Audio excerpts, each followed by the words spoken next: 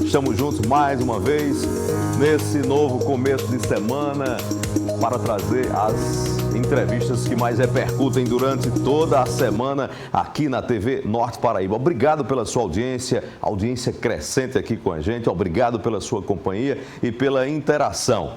No programa de hoje eu vou conversar com o ex-ministro da Saúde, Marcelo Queiroga. Ele é o atual presidente do Partido Liberal no estado da Paraíba, o PL, o partido de Jair Bolsonaro, de quem ele recebeu recentemente a missão pública de disputar o governo da Paraíba em 2026. Pegou muita gente de surpresa esse anúncio, poderia ser até natural, mas foi muito antecipado. Quais são as razões de Bolsonaro de investir já diretamente, cravar, carimbar o nome de Marcelo Queiroga como candidato ao governo da Paraíba?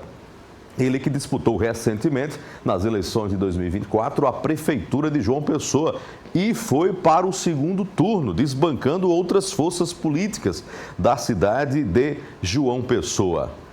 Quais são os desafios do PL e dessa candidatura ao governo do estado da Paraíba?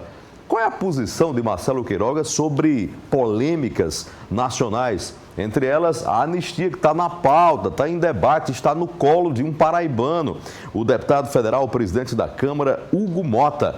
Marcelo Queiroga também responde a perguntas de colegas jornalistas da imprensa da Paraíba. É uma entrevista imperdível que eu convido você a partir de agora. Eu sou Aaron Cid, essa é a TV Norte Paraíba e a partir de agora nós estamos juntos na Hora H. Vamos que vamos!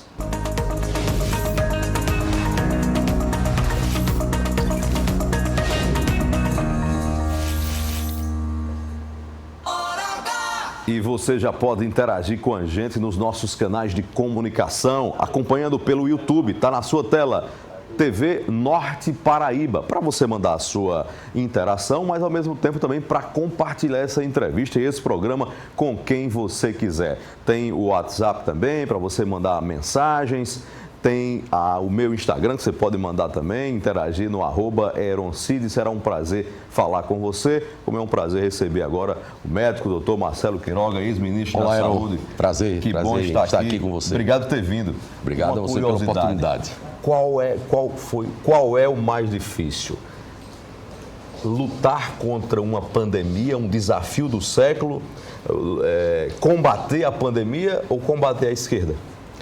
Não, a esquerda é um movimento político, nada se equipara a uma emergência de saúde pública da magnitude da Covid-19, né? A maior tragédia da humanidade do século XXI, da era moderna, e nós tivemos essa oportunidade de ajudar o povo brasileiro à frente do Ministério da Saúde.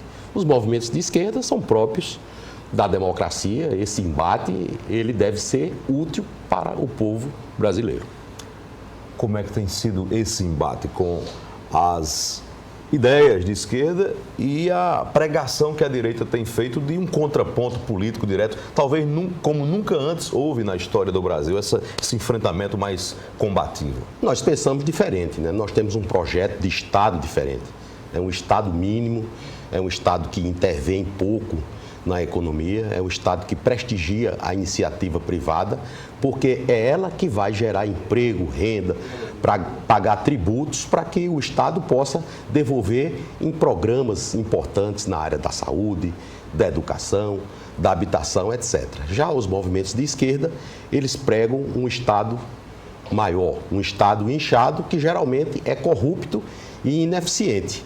E tem aquele social-democrata que faz esse balanço, né? É uma teoria mista. O povo tem preferido ou a esquerda ou a direita nos últimos tempos. Ministro, fique à vontade, sente. Prazer falar com o senhor a partir de agora, aqui nessa entrevista que vai ter a participação de jornalistas que vão nos ajudar com perguntas aqui sobre o cenário político e sobre os desafios desse momento no estado da Paraíba. Queiroga, nem todo mundo sabe, mas antes de ser ministro da Saúde, você já tinha uma relação ali, de algum conhecimento com o então candidato Jair Bolsonaro em 2018. Como é que foi a construção desse relacionamento que culminou com aquele convite que lhe colocou no olho do furacão na pandemia? Eu, além de atuar como médico, eu era uma liderança, sou uma liderança do associativismo médico. Eu tinha presidido já uma sociedade científica, a Sociedade Brasileira de Cardiologia Intervencionista, e presidi a Sociedade Brasileira de Cardiologia, que é a terceira maior sociedade cardiológica do mundo. E por conta dessa minha missão associativa, eu dialogava muito com o parlamento, que é onde se decide as questões no nosso país, e tinha um relacionamento prévio com o sogro do senador Flávio Bolsonaro. Foi meu colega na época que eu fazia residência médica, ele era meu preceptor, médico cardiologista, nos conhecíamos há 3 décadas, e a época que Bolsonaro se apresentou como candidato a presidente da República, ele disse: tu não quer conversar com o Jair, não? Aí eu digo: que Jair? Ele disse: não, o deputado Jair Bolsonaro. Ah, o Bolsonaro vai ser candidato a presidente da República. E ele me levou para conversar com o deputado Jair Bolsonaro. O pré-candidato ainda, O pré-candidato, e eu já, naturalmente, que conhecia o presidente Bolsonaro, né? O deputado Bolsonaro, uma figura conhecida. A primeira vez que eu vi falar em Bolsonaro foi em 1986, numa reportagem que ele concedeu à Veja, né? Estava fazendo o estilo polêmico dele ali com os militares, enfim. Mas quando eu conheci o Bolsonaro pessoalmente, me identifiquei muito com ele pela forma muito direta, pelas propostas claras que ele tinha para o Brasil naquele momento, e conversamos sobre saúde pública. Ele lhe chamou para ajudar na campanha naquele momento? Me chamou para ajudar na campanha. Eu era, na época, candidato a presidente da Sociedade Brasileira de Cardiologia. Se eu não me engano, era abril de 2018, por aí. E a minha eleição era em maio de 2018. Eu disse a ele: deputado, deixa eu concluir minha eleição, porque senão eu não ganho a minha e depois você não ganha a sua, eu vou ficar chupando o dedo. Ele ficou rindo. Ele disse: tá bom, tu vai ganhar a eleição. Bolsonaro não erra pouco por isso. Tem feeling, né? Tem feeling. Né? Os dois ganharam, né? Foi bem. Aí quando começou a campanha, ele me ligou, ele ia fazer uma viagem para o Japão, e disse: depois quando eu voltar no Japão, vamos sentar aqui para conversar. Aí foi quando aconteceu o atentado, né? O presidente, infelizmente, não pôde fazer a campanha da forma que ele queria, mas ganhou ali a eleição no primeiro turno. No segundo turno eu ajudei com algumas propostas para o programa dele, e na transição o senador Flávio Bolsonaro me convidou para integrar a transição do governo, e o presidente se decidiu pelo Mandetta. Existia dentro do meu médico algumas controvérsias em relação ao Mandetta. O senador me pediu, disse: Queiroga, dá para tu ajudar o Mandetta aí? E eu até apoiei o Mandetta. O Mandetta aqui veio a João Pessoa como ministro e me agradeceu publicamente no hospital que eu trabalhava, que era o Hospital Metropolitano. Então eu ajudei ali naquela fase inicial do governo. Quando o Taixe saiu, o presidente Bolsonaro me convocou ao Palácio do Planalto. Eu fui, discuti com eles algumas ideias, e o presidente tinha a percepção que qualquer médico que ele colocasse ali naquele momento, o ano do Ministério está muito desestruturado, não ia dar certo, né? E ele disse: eu vou deixar o Pazuello para ele fazer uma organização na questão logística e depois eu vou mudar, né? Depois houve uma melhora do cenário epidemiológico, o Pazuello foi efetivado e ali final de fevereiro, março, fruto da crise que houve em Manaus, os questionamentos acerca da vacina, alguns diziam que o governo tinha atrasado a adquirir vacinas. O fato é que o Pazuello perdeu o apoio político no Congresso Nacional e o presidente teve que fazer aquela modificação naquele momento muito difícil. Como foi a conversa decisiva para o convite? O presidente Bolsonaro já me conhecia, né? No domingo, o senador Flávio me ligou, domingo, dia 14 de março de 2021. Queiroga, você pode vir a Brasília? Aí estava tudo fechado, o aeroporto de João Pessoa estava fechado.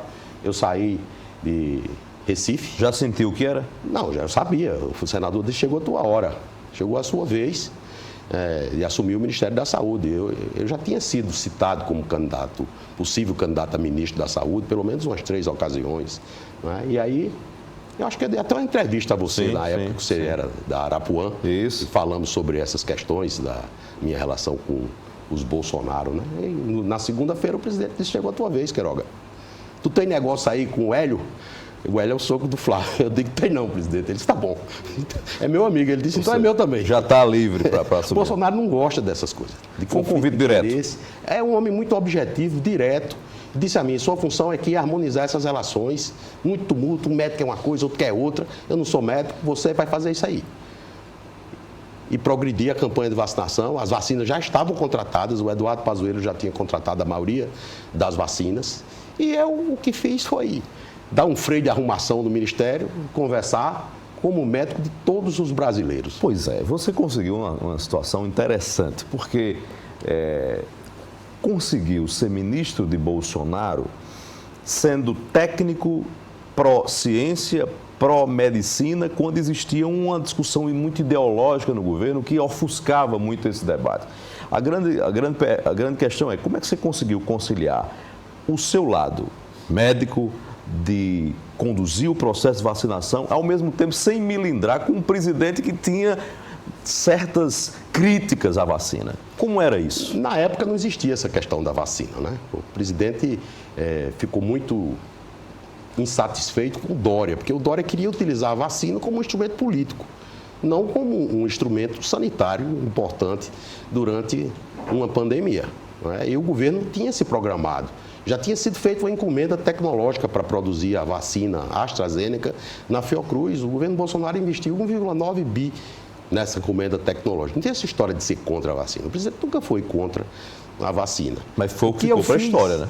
É por conta das narrativas, dos enredos que se criam, né? Em parte, as falas do presidente, a gente há de reconhecer, que contribuíram para isso, né? Mas quem conhece o Bolsonaro sabe que jamais um ministro dele ia adquirir 38 bilhões de reais em vacinas, distribuir mais de 500 milhões de vacinas, vacinar a população brasileira, andar por esse país vacinando os brasileiros. Bolsonaro ia aceitar isso, se ele fosse contra? Líderes representam símbolos.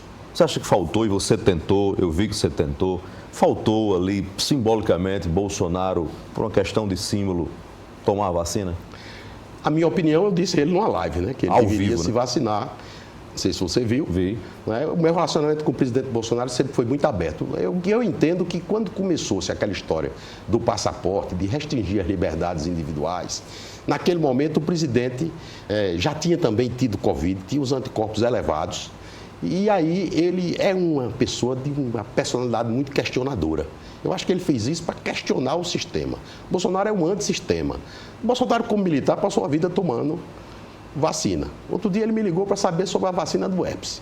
Eu digo, presidente, o senhor quer saber essa vacina do herpes? Por quê? Não, para me vacinar. Quer dizer, é o Bolsonaro. Nós estamos conversando com o ex-ministro da Saúde, Marcelo Queiroga, que é pré-candidato ao governo da Paraíba pelo PL, lançado por Jair Bolsonaro. Você falou sobre o atentado aqui de Bolsonaro na campanha de 2018 e ele passou recentemente por um processo cirúrgico muito complicado e delicado. O senhor é médico, tem conhecimento da dimensão e da complexidade dessas intervenções. O que é que aconteceu ali com Bolsonaro, que ele passou mal de novo e como é conviver, um paciente conviver com o dano e as sequelas de uma agressão como aquela? O presidente ter sobrevivido àquela agressão foi um milagre, né?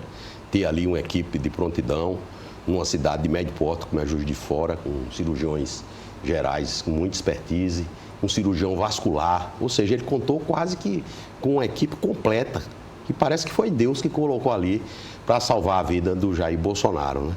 Depois disso, uma recuperação muito difícil, várias cirurgias, né? Isso traz um sofrimento inerente para o presidente Bolsonaro. Ele é um homem muito forte, é um homem que tem uma coragem pessoal imensa e ele vem enfrentando isso com muita dignidade, com muita coragem, né? Já teve vários episódios de semi-oclusão intestinal, isso traz limitações para a vida dele e agora a equipe que o assiste achou por bem fazer a cirurgia, uma cirurgia complexa, mas com as mãos hábeis do Dr. Cláudio Birolini, que aliás é de uma família de grandes cirurgiões. O pai dele, Dr. Dário Birolini, professor da Universidade de São Paulo, foi quem introduziu os conceitos do atendimento moderno ao grande trauma, né? Então é uma pessoa muito qualificada, que se dedicou muito ali, uma cirurgia muito prolongada, não só para desfazer todas aquelas aderências que prendiam o intestino do presidente Bolsonaro, como também para fazer a reconstrução da parede abdominal. Esperamos que o presidente agora tenha uma qualidade de vida melhor e se livre do infortúnio dessas dores que o acompanham em função dessas sequelas terríveis causadas por um atentado que, infelizmente, até hoje está impune. Você acha que foi mal explicado o resultado daquela investigação? Precisa a Polícia Federal trazer explicações claras para o povo brasileiro, não é? Um militante de esquerda do PSOL, o senhor Adélio Bispo, não é? Episódios que ele foi à Câmara dos Deputados, inclusive com registro. Logo em seguida aparecem advogados de altíssimo calibre para defender esse cidadão. Bom, nós achamos que todos têm o direito à defesa, mas são coisas que estão até hoje mal contadas, né? Quando a gente vê em contraposição uma fantasiosa operação Punhal Verde e Amarelo, que visava matar autoridades públicas brasileiras sem a menor materialidade, aí ser o foco desse processo que investiga o presidente Jair Bolsonaro no Supremo Tribunal Federal. Nós vamos ampliar essa conversa falando sobre esse tema também, que é o tema do momento, anistia, para saber a sua opinião, por quê, para quê. E continuamos essa entrevista logo depois do intervalo comercial. É rapidinho, não mude de canal, a gente volta já já. Aqui na TV Norte Paraíba e na Hora H. Até já.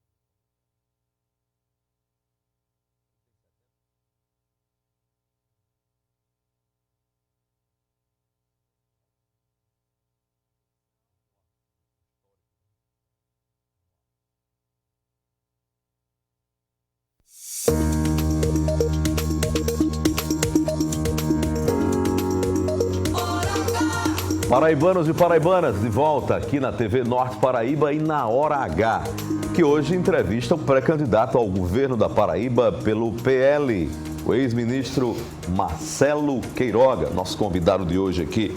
Queiroga, eu estava aqui relembrando aqui nos bastidores que já li em alguns livros, a gente falando aqui sobre o atentado de Bolsonaro, e eu li em algumas passagens o papel que você teve no tratamento, no cuidado de um ex-governador da Paraíba, Tarcísio de Miranda Buriti, que eu acho que você desenvolveu uma relação de amizade, tem declarações de Buriti, tem bilhetes de Buriti agradecendo pelos cuidados que você teve em relação à saúde dele. Você guarda com que memória esse processo que você conviveu de várias cirurgias que ele fez, problemas de coração, até culminar com a morte dele? Aprendi muito com o ex-governador Tarcísio Buriti, né? Um homem de uma inteligência privilegiada, um grande professor de direito, filósofo, conhecia profundamente música clássica, né? E, naturalmente, eu era um jovem médico, um jovem cardiologista, e tive a oportunidade, por mais de 5 anos, conviver quase que diariamente com essa figura notável do estado da Paraíba, né? Inclusive acompanhá-lo na candidatura ao Senado, em que ele disputou com o ex-senador Ney Suassuna, Seu conselho em médico era para ele 1998. não ir, né? Não, ele foi lá, me procurou, né, e disse: doutor Marcelo, eu queria lhe contratar para o senhor me acompanhar nas minhas viagens aqui para o sertão e tal. Era o suporte médico. Aí eu disse a ele, digo: olha, tem uma condição, eu não vou lá com o médico, o senhor não me apresenta como médico e eu não vou lhe cobrar nada por isso não, eu irei acompanhar o senhor com todo prazer. O primeiro compromisso foi em Catolé do Rocha. Cheguei lá e ele disse: aqui é meu médico, doutor Marcelo Queiroga. Já apresentou logo. Mas, doutor Buriti, o senhor termina perdendo a campanha. Quem vai votar nos candidatos e anda com um médico de lado. Mas ele era um homem muito espirituoso, era uma pessoa muito diferenciada. E como médico eu aprendi muito com o meu paciente, Tarcísio Buriti. Mas tinha saúde para ser candidato naquele momento? Então, ele tinha uma situação muito difícil. Era debilitado, né? Mas, outros políticos aí têm situação igual ou pior do que a de Buriti, né? Na realidade, ele teve o azar de ter 2 infartos naquela pré-campanha ali, e isso tirou a mobilidade dele, né? Tanto que ele perdeu para o ex-senador Ney Suassuna em torno de 30 mil votos. Ele era um candidato solteiro, né? Porque aquela eleição, o ex-governador Zé Maranhão foi candidato praticamente sozinho, né? O ex-senador Lira queria ser candidato ao governo, depois retirou a candidatura, iniciou uma candidatura ao Senado, ficou praticamente Buriti e Ney disputando a eleição e Maranhão nadando de braçada, né? Mas foi uma campanha, para mim, interessante. Andei o estado da Paraíba todo, Sertão, Princesa, andei Catolé do Rocha. Aí ele me chamou para ir a uma cidadezinha chamada Triunfo, que é na divisa da Paraíba com o Ceará. Região de Cajazeiras ou Iraúna. Tomar um café aqui na casa de uma liderança política, para o senhor conhecer. Quando eu cheguei lá, era um ex-paciente meu. Tinha sido prefeito de Triunfo, que Zé Lacerda tinha levado para eu atender com um quadro coronariano, né? Então, aí Buriti disse: mas, doutor Marcelo, o senhor conhece? Eu digo: já.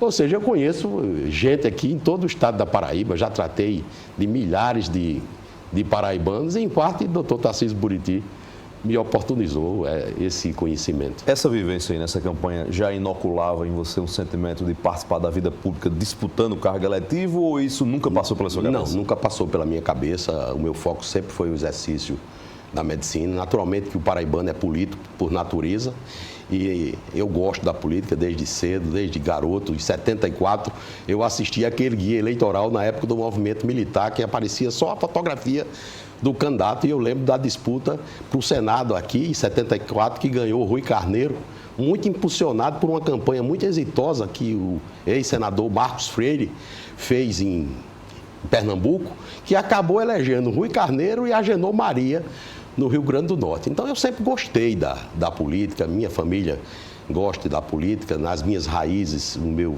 trisavô foi presidente do estado da Paraíba, José Peregrino de Araújo, que é da região ali de Santa Luzia, até parente do nosso querido senador Efraim Moraes, Efraim Filho, né? Então, nossa família tem uma política lá atrás, no início do século XX, e o destino me colocou aqui, né, nessa função. O presidente disse: Queiroga, pronto. Tinha Paulo Guedes, Tereza, eu era Queiroga, né? Eu fui para Portugal, cheguei lá, tinha uma comitiva de Queiroga lá me esperando. Ou seja, eu acabei entrando na política por conta da minha função como ministro da Saúde, que entrei lá para levar a questão do ponto de vista técnico, e eu entendia que para resolver a questão técnica era necessário também se equalizar as questões políticas que eram muito intensas naquele momento. Agora, vivendo o processo político, já tendo sido candidato, já está para ser candidato novamente, quais são as cirurgias mais complexas? A do coração ou da disputa eleitoral? Da construção de alianças, da dificuldade de convencer o eleitor, da exposição na mídia? A única coisa que eu concordo com o Lula, ele disse: esse trabalho de política é trabalho pesado, viu? O cara faz um concurso para juiz, é pesado uma vez e passa, né? Da política não, a conquista do voto é um trabalho diuturno, né? Porque você tem que falar com o eleitor, você tem que olhar nos olhos do eleitor, olhar no coração dele, perceber o que é que ele quer, quais são os anseios, o que está apertando, qual é o calo que está apertando nele, o que está acontecendo dentro da sua cidade, do seu estado e do seu país, né? E essa leitura o Bolsonaro sabe fazer com maestria. Ele erra muito pouco, E eu sempre sigo as orientações políticas dele, porque há grande chance de dar certo. Esperava, sinceramente, chegar ao segundo turno em João Pessoa? Quando eu voltei para cá em 2023, eu esperava ter um bom resultado na eleição, porque as pesquisas mostravam que o atual prefeito tinha uma avaliação ali mediana. Né? Lembrar que em 2022 o candidato dele ao governo do estado perdeu no primeiro turno para o comunicador Nilvan Ferreira. Ou seja, o desempenho dele não parecia que era um desempenho forte à frente do município de João Pessoa. Mas é um político hábil que utilizou todas as facilidades do exercício do cargo, as listas e outras que a Polícia Federal andou apurando por aí, eu ainda não sei qual é a conclusão, e nós terminamos tendo uma eleição muito acirrada em João Pessoa. E eu fiquei satisfeito com a confiança que eu pude suscitar em uma grande parcela do eleitorado pessoense e tenho certeza que o que aconteceu em João Pessoa também se irradiou para o estado da Paraíba. Recentemente, o ex-presidente Bolsonaro deu entrevista num podcast de Brasília e eu tive a oportunidade de fazer uma pergunta sobre o cenário da Paraíba. E a resposta de Bolsonaro foi muito direta. Ele poderia ter tergiversado, guardado tempo, citado possibilidades, mas não, ele foi absolutamente preciso e direto, dizendo que a chapa dele para a Paraíba em 2026, o palanque dele já tem nome e sobrenome. Você como candidato ao governo da Paraíba pelo PL e o pastor Sérgio Queiroz como candidato a senador. De alguma forma lhe surpreendeu esse anúncio dele assim na lata? Eu fiquei surpreso com o anúncio naquele momento. Naturalmente que eu e o presidente Bolsonaro já conversamos sobre o projeto dele para a região nordeste do Brasil, né? Lembra lá que Jesus colocou Pedro como a base da igreja dele, né? Mas foi Paulo que pregou o evangelho fora daquela região fundou específica. as igrejas, né? Fundou as igrejas. E o Bolsonaro colocou aqui na Paraíba um doutor e um pastor para difundir a doutrina do que ele pensa para o nosso país. Eu fico muito honrado de ter sido o primeiro candidato ao governo, o primeiro pré-candidato ao governo anunciado pelo presidente Jair Bolsonaro através do seu questionamento. E qual é a tarefa? A tarefa é ganhar as eleições, né? Naturalmente que nós precisamos fortalecer o partido no estado da Paraíba com essa nova concepção do PL, né? O movimento bolsonarista muda a cara do PL. O PL era um partido do centro democrático, que era muito bem conduzido pelo presidente Valdemar Costa Neto, que é um político de grande visão, tanto que ele trouxe o Bolsonaro para o PL. O que aconteceu com o PL? Virou o maior partido do Brasil. E o presidente Valdemar sabe que o PL precisa passar por uma transformação. E essa transformação, onde é mais necessária, é na região Nordeste, né? Porque os políticos aqui são mais aqueles políticos que as pessoas chamam pejorativamente de centrão, né? Eles parecem que gostam de se dizer do centro democrático e não necessariamente representam o que o bolsonarismo representa hoje dentro do contexto político nacional. Então, nós vamos fortalecer o partido, significa dizer, organizar o partido em todas as regiões do estado, ter ali lideranças que representem esse sentimento. Não adianta você ter um prefeito do PL e o prefeito vota com a esquerda. Não é? Ele não tem identidade com essa agenda. Nós temos que colocar ali quem tem identidade com essa agenda. E há essas pessoas em todos os 223 Esse tem sido seu esforço como presidente estadual, dar cara e identidade ao PL? Claro, não só o meu esforço, como o esforço também do nosso deputado federal, Cabo Gilberto, que teve uma votação excelente aqui em 2022 em João Pessoa. É uma liderança política importante. Quando eu vim candidato a prefeito, o Bolsonaro me disse, ele disse, Queiroga, deixa eu te falar uma coisa, vai devagar aí, conversa com o meu povo lá, que está me defendendo lá na Paraíba, para que a gente resolva os problemas, não crie outros. E assim eu fiz, né? E a gente conseguiu hoje estar à frente do partido. Eu e Gilberto, eu estou na presidência, mas podia ser o contrário, Gilberto podia estar, Valber podia estar, que também é uma liderança muito expressiva. É o verdadeiro triunvirato do PL, é o Queiroga, é o Valber e o Gilberto Silva. Pois é, que fórmula foi usada ali para reverter? Porque o que estava posto era o contrário. A sua candidatura chegou num momento que foi tida por Cabo Gilberto, por Valber Virgulino e por Nilvan Ferreira, à época, como uma imposição. E eles lutaram contra essa candidatura. Depois, eles todos se converteram à sua candidatura, à exceção de Nilvan Ferreira, que foi disputar em Santa Rita. E hoje vocês têm um relacionamento afinado. Que virada de chave foi essa? João 8,32. E conhecereis a verdade, e a verdade... Qual era a verdade? Vos libertará. A verdade é que eu voltei aqui para Paraíba, depois da minha missão em Brasília, para fortalecer as hostes do presidente Jair Bolsonaro. Eu conheço o presidente Jair Bolsonaro, eu sei o pensamento do presidente Jair Bolsonaro acerca da política. Eu convivi com o presidente Bolsonaro durante 2 anos, quase todos os dias. E ao perceber que eu poderia ser um aliado desse agrupamento, eles me abraçaram. E hoje, tanto eles me defendem, como eu os defendo, e vamos trabalhar para aumentar tanto a nossa bancada federal, quanto a nossa bancada estadual. Os pontas de lança na federal é Gilberto Silva e na estadual, Valber Virgulino. Agora há pouco nós falamos sobre esse lançamento do nome de Marcelo Queiroga por parte do presidente Bolsonaro para disputar o governo da Paraíba. E esse é o tema de uma pergunta do meu colega jornalista Fábio Augusto, do site Pauta PB. Na tela, Fábio pergunta agora. Fábio. Heron, meu abraço a você e a todo o seu público. Presidente Marcelo Queiroga, como é que o senhor tem acompanhado a fala do deputado federal e ex-presidente do PL na Paraíba, o Wellington Roberto, que falou em precipitação a sua postulação ao governo da Paraíba em 2026? E indo diretamente à fala do deputado Wellington Roberto, o senhor acredita que esse anúncio antecipado do seu nome possa fortalecer ainda mais a direita para essa disputa estadual ano que vem? Obrigado, Fábio Augusto, pela pergunta. Um abraço a você e a toda a equipe do site Pauta PB. Como é que Queiroga está deglutindo esse gosto ruim de Wellington Roberto? O deputado Wellington Roberto tem uma página de serviços prestados aqui ao estado da Paraíba. O PL até hoje foi liderado por ele, chegou onde chegou com o Wellington, né? Essas falas do Wellington em relação à precipitação, a precipitação se houve foi do presidente Jair Bolsonaro. E o presidente Jair Bolsonaro é alguém que coloca 1 milhão de pessoas em uma rua. Então, presume-se que o Bolsonaro entende de política. Não tem muito debate com o Wellington Roberto, não? Não, eu tenho um relacionamento bom com o Wellington. Sobre essa crítica dele. Bom, essa crítica ele tem que discutir com o Jair Bolsonaro, que foi o Bolsonaro que lançou o meu nome. Fica no partido o Wellington Roberto? Vocês têm feito esforço para isso ou ele está deixando ele à vontade? O Wellington é do partido, né? Ele fica à vontade, né? Naturalmente que...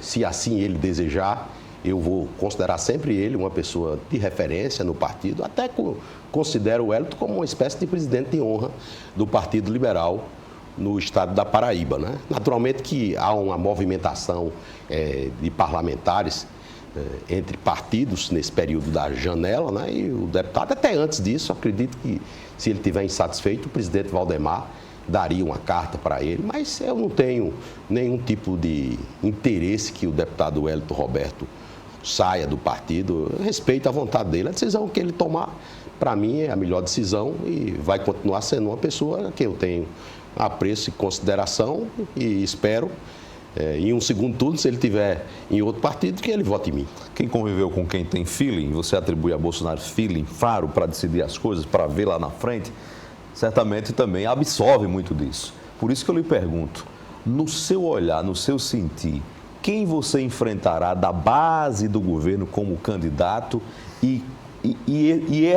este bloco governista consegue, na sua visão, se preservar unificado até as convenções de 2026? Acho muito difícil o bloco governista continuar unido, né? A gente já conhece um pouco da história política aqui do estado da Paraíba. As eleições são sempre muito disputadas. Das que eu acompanhei, a eleição de 98 foi a que não houve disputa na realidade. Então, eu prevejo uma eleição muito disputada aqui no estado da Paraíba. Até a bandeira aqui é dividida, né? Vermelha e preto, né? Então, vai ter uma disputa forte e eu entendo que o candidato com quem eu vou disputar o segundo turno será o atual prefeito de João Pessoa, Cícero Lucena. Esse é o seu sentimento? Esse é o meu sentimento. Então vai ter a possibilidade de uma revanche. Uma revanche é natural.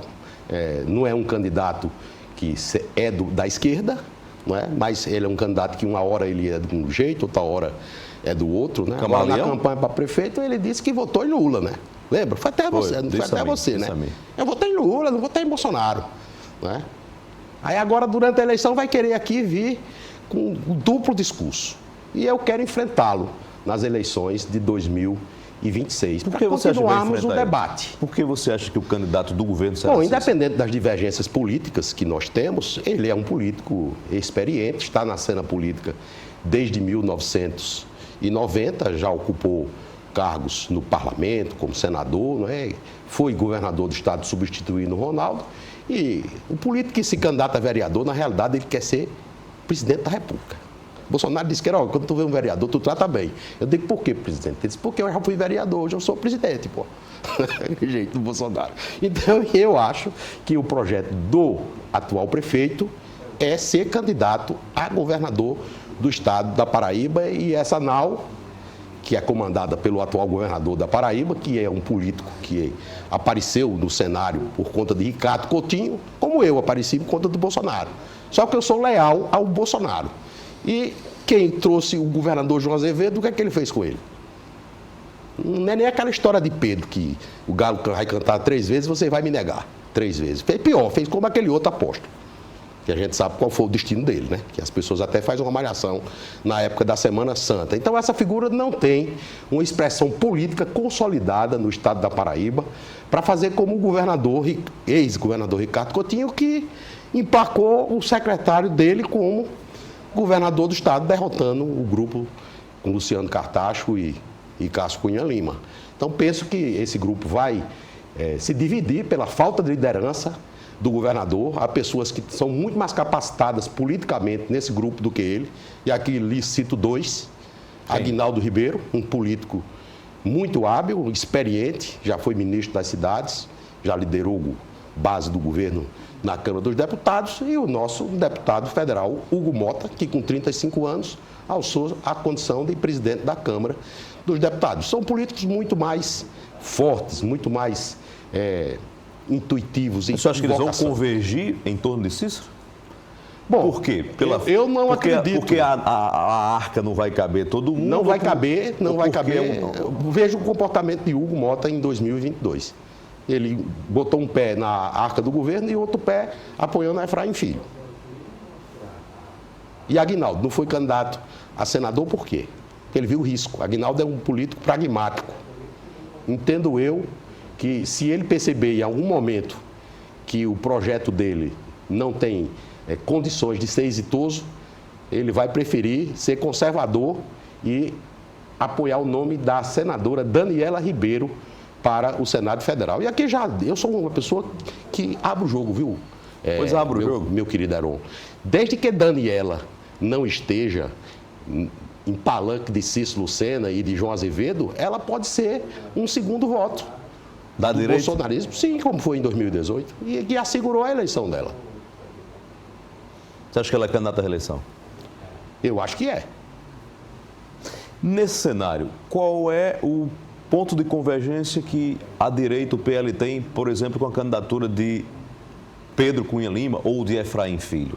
Bom, você está fazendo previsões sobre o bloco governista? Eu vou pedir uma previsão sua agora também sobre o seu lado. Efraim Filho já mostrou o feeling político que tem. Quem é o dos dois o candidato? Quando eu estava no Ministério, nós tínhamos a Efraim, Hugo e Aguinaldo. 3 políticos muito bons lá na Câmara Federal. E tinha 2 ali com o projeto de ser candidato ao Senado. Efraim teve a perspicácia de abandonar o barco de João Azevedo, que não se decidia, e se lançar candidato junto com Pedro, e teve muito êxito da eleição Foi eleito. de senador. Mas entre os dois, quem é foi eleito? Quem daquele grupo saiu candidato? Efraim ou Pedro? No seu olhar. Bom, os dois são pessoas com condições de pleitear a candidatura ao governo do Estado. Vai depender do momento político, né? Efraim, essa coisa da federação, perturbou a trajetória dele. Porque o União Brasil é um partido com característica de frente, né? Chamam até de Desunião Brasil. O DEM era um partido que fazia oposição sistemática a Lula, fazia oposição correta a Lula, do desgoverno Lula 1 e 2, e a Dilma 3 e 3,5, né? Tá certo? Já a União Brasil tem 3 ministros no governo do Lula.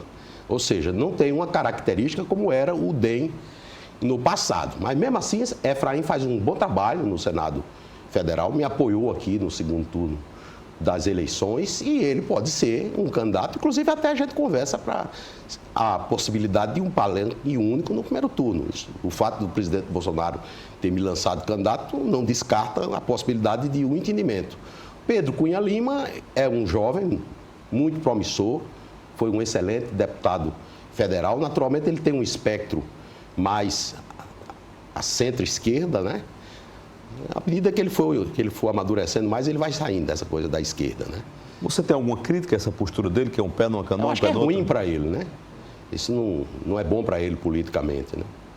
Penso que se ele tivesse uma posição mais vinculada ao liberalismo, que acho que é algo que é mais sintonizado com o ideário dele, tanto que ele mudou de partido, ele foi agora para o PSD, não é? Eu penso que vai ser uma consequência natural, mas eu vejo o Pedro como um grande político paraibano. Vamos para o intervalo. Depois do intervalo tem mais perguntas de jornalistas aqui na entrevista com o ex-ministro da Saúde, pré-candidato ao governo da Paraíba pelo PL, Marcelo Queiroga. Não mude de canal, é rapidinho, daqui a pouco a gente volta aqui na TV Norte Paraíba e na Hora H. Até já.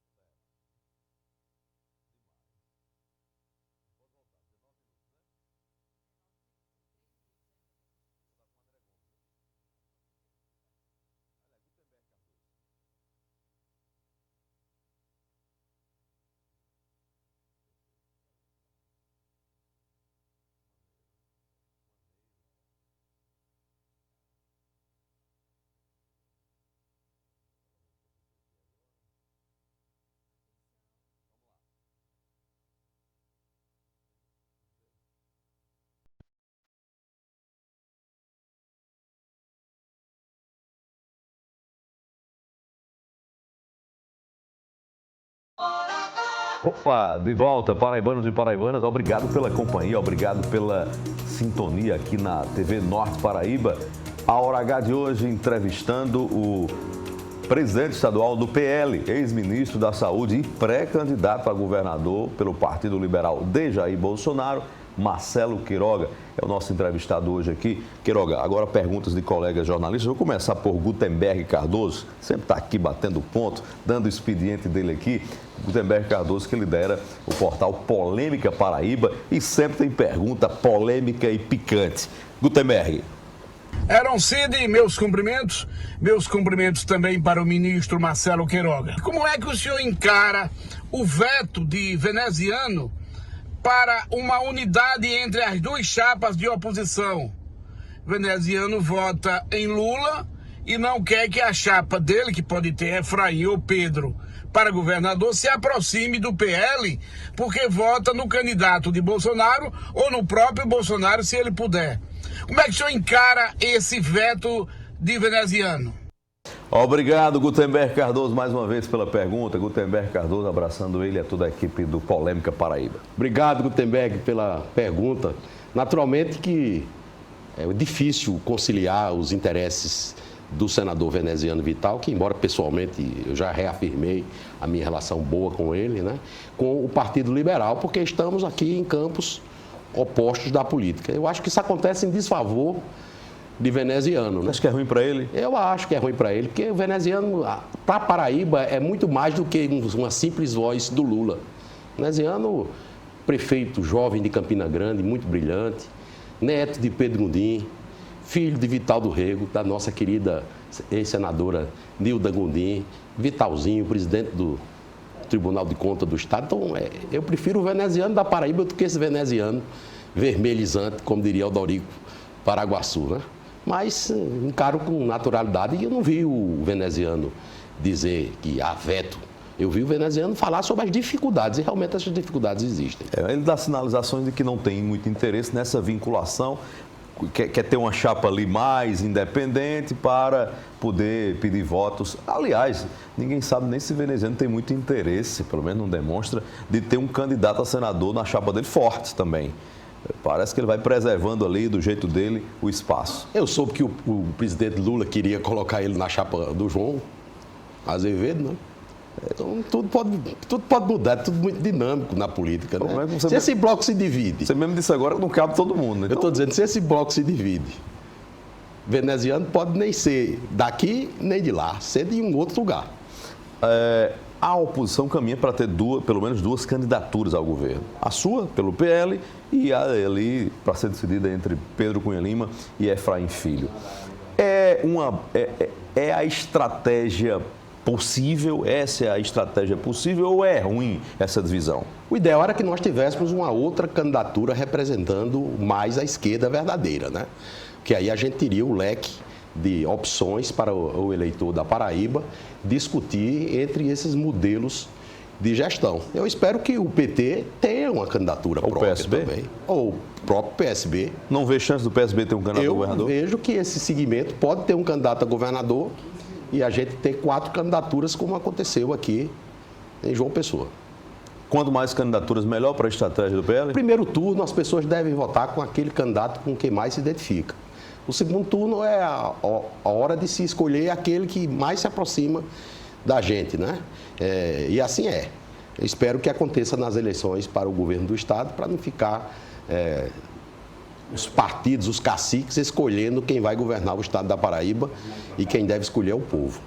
Eu vou trazer aqui uma pergunta do colega jornalista André Gomes, tem blog na internet, o blog de André Gomes. Ele pergunta sobre o interior do estado, como é que o PL vai se capilarizar, está mais concentrado na capital, enfim, como é que a direção estadual vai encarar esse desafio. André Gomes, é com você. Boa noite, Heron. Boa noite, presidente Marcelo Queiroga. O senhor já mostrou ter uma forte base política eleitoral em João Pessoa, chegando ao segundo turno com o prefeito Cícero Lucena. Para 2026, como é que o PL e o senhor estão se organizando para conseguir novas e sólidas bases eleitorais no interior da Paraíba? Obrigado, André, pela pergunta aqui na Hora H. Primeiro é a mudança do perfil das lideranças partidárias no interior do estado da Paraíba. Onde você for, nos 223 municípios paraibanos, você vai ter alguém querendo defender as cores do PL, verde e amarelo, que são as cores do Brasil, alguém ligado aos evangélicos, forças de segurança, profissionais liberais, empresários.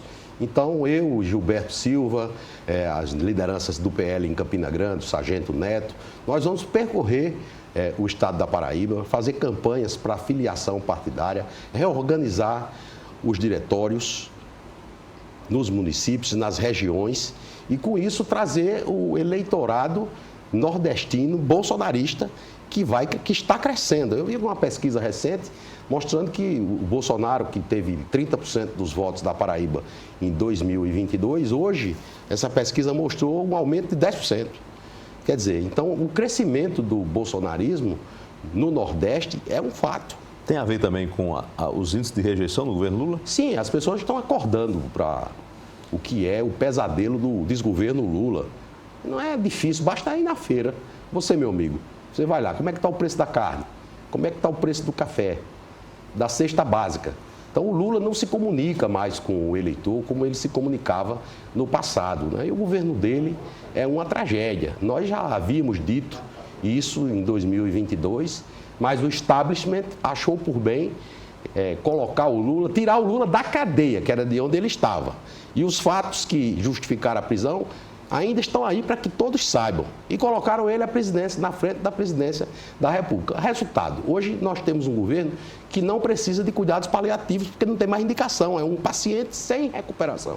Tem que fazer cuidado paliativo e rezar para que até 2026 esse cidadão não destrua o Brasil. Então a tarefa de falar com o eleitor paraibano parece agora facilitada, né? Aliás, o que o Bolsonaro precisa é conversar com esse eleitor do Nordeste com um sotaque nordestino. E para isso a gente tem Ciro Nogueira no Piauí, Rogério Marinho no Rio Grande do Norte. Nós temos o Carmelo, o André lá no Ceará. Nós temos o Arthur Lira, que é uma pessoa que defende o Bolsonaro em Alagoas, o JHC, o prefeito, a Emília lá em Sergipe e o nosso querido João Roma na Bahia. Ou seja, um cinturão bolsonarista na região Nordeste, Gilson Machado, aqui em Pernambuco, que teve mais de 1 milhão de votos para o Senado. Tá? Então a gente vai andar o Nordeste para conquistar o coração do eleitorado nordestino, para que ele venha votar em Jair Bolsonaro em 2026. Como se Bolsonaro está inelegível? Lula estava preso, estava na cadeia. O que é que tu acha que vai mudar? Bom, o Judiciário ainda não deu a última palavra em relação à questão eleitoral. Cabe recurso ainda no STF. Essa questão dessa denúncia cavilosa, inepta contra o presidente Bolsonaro, dissociada das provas, ela vai evaporar, porque não tem fundamento. Do contrário, é a justiça brigar com sua história, contra a sua jurisprudência, e nós precisamos ter segurança jurídica no Brasil. O Poder Judiciário é um dos pilares da democracia, e a justiça, que não é justa, não pacifica o coração do povo. Então, queremos que o Judiciário recobre o que sempre fez, a tradição que sempre teve, e faça as pazes com o povo do Brasil, porque hoje eles não conseguem sair dos seus gabinetes. Pergunta agora do jornalista Alisson Bezerra, que tem blog na internet, no portal Mais PB, blog Alisson Bezerra. Pergunta agora ao presidente do PL da Paraíba, Marcelo Queiroga. Na tela, o Alisson. Boa noite, Heron. Boa noite ao ministro Marcelo Queiroga. Ministro, a esquerda tem dito que para vencer a eleição de 2026 vai precisar ampliar o leque de aliança, inclusive dialogando com ex-adversários, assim como já aconteceu em 2022. Por outro lado, o bolsonarismo tem adotado cada vez mais o discurso radical de falar exclusivamente para a bolha bolsonarista. O senhor acha que não é preciso mudar essa tática? E é possível mudar essa tática para ampliar esse leque de aliança da direita, inclusive atraindo adeptos da esquerda? Obrigado, Alisson Bezerra, pela pergunta. Bom, o bolsonarismo não só fala com os bolsonaristas, né? O bolsonarismo fala com o Brasil. Eu estou sentindo o senhor nessa entrevista, por exemplo, mais moderado.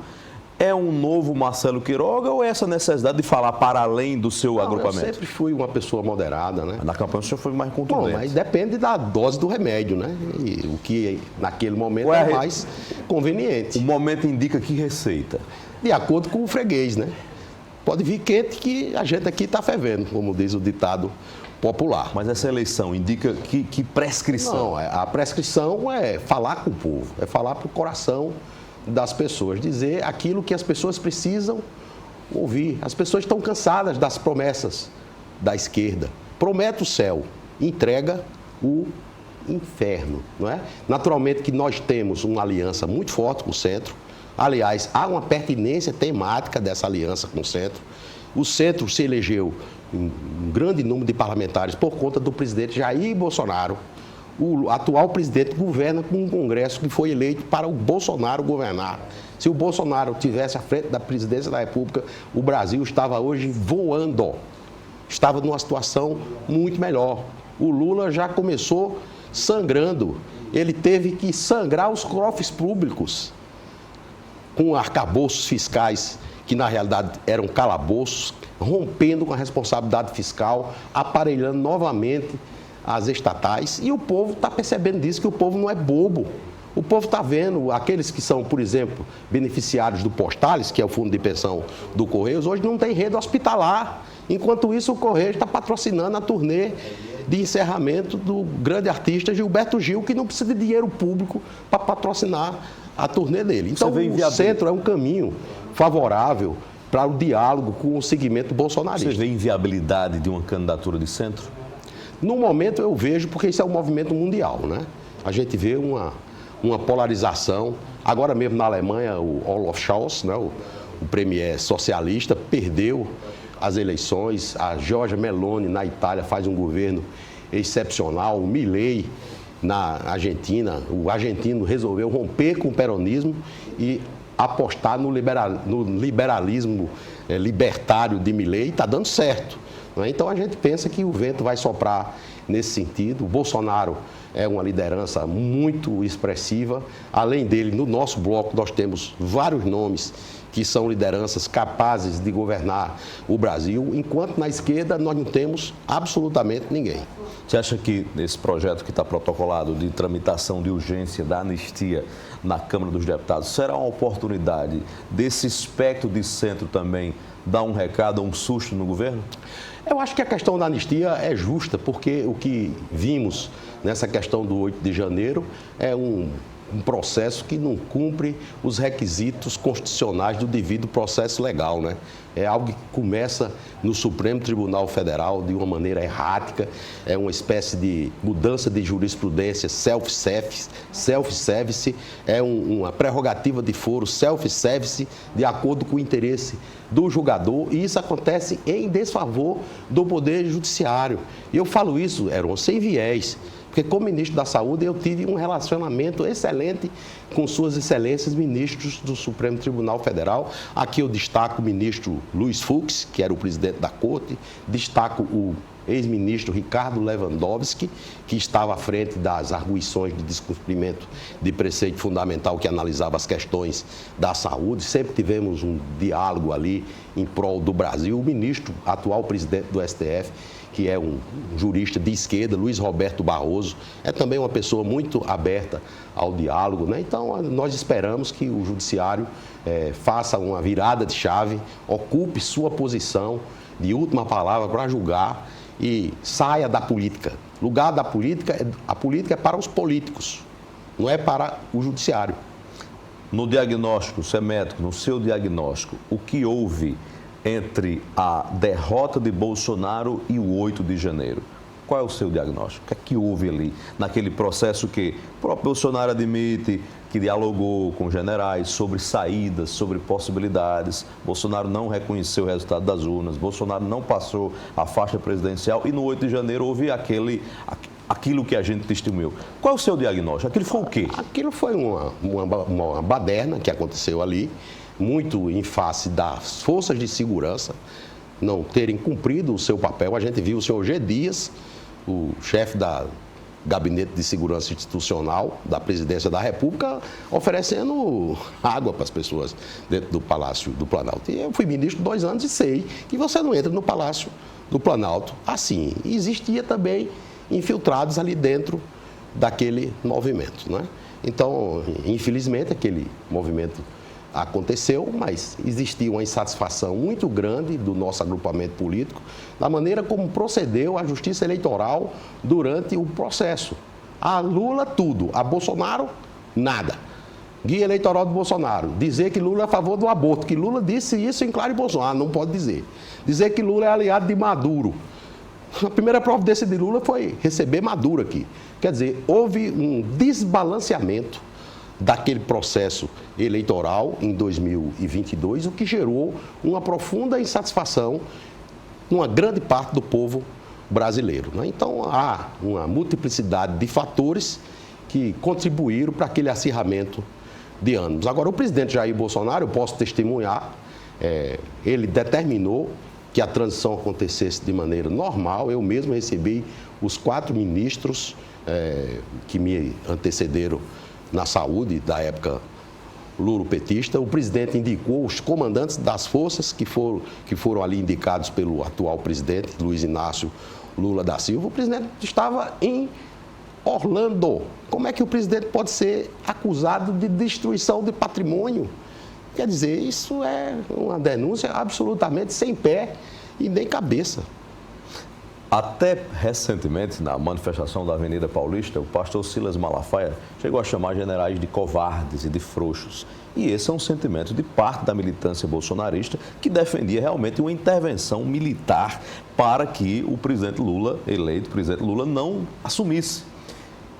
O coração de Marcelo Queiroga, sentado ou presente, Marcelo Queiroga presente numa daquelas reuniões em que estava se discutindo vários considerandos para ter uma intervenção, né, uma ruptura institucional. O senhor daria que conselho naquela mesa? Bom, o presidente Bolsonaro nunca considerou ruptura institucional, em época nenhuma.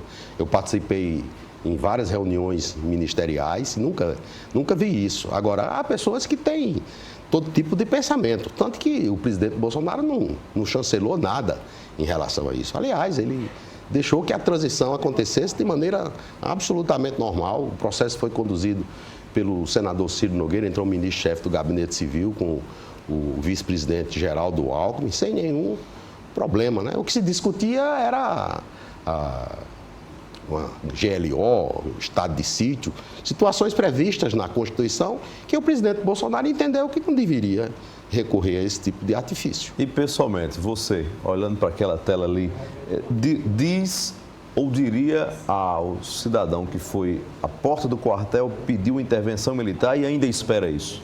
Eu acho que o cidadão que foi pedir intervenção militar, ele está errado, né? O Brasil é uma potência democrática do hemisfério sul e deve seguir no rumo da democracia, na construção da democracia.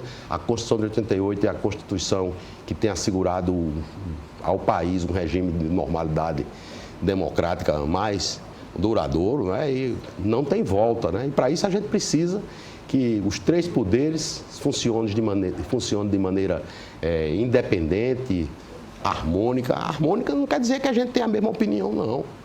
Aqui mesmo as eleições municipais, o candidato do PT e o candidato do PL discutiram aqui em alto nível democrático, sem agressões, uma política de alto nível. É isso que deve acontecer no nosso país. Ministro Marcelo Queiroga, muito obrigado pela entrevista aqui na Hora H. Obrigado, Heron, pela oportunidade. Espero que vocês apreciem essa entrevista. Vai repetir, pode ter certeza. Obrigado a você pela audiência, pela companhia aqui na TV Norte Paraíba. Programa que vai ser reprisado e é reprisado toda terça-feira, às 2 da tarde, depois do Melhor para Você. A você de casa, muito obrigado pela sua companhia. Paz no coração, fé em Deus, fé em Jesus Cristo de Nazaré, fé na vida, Paraíba. Até a próxima segunda, na Hora H.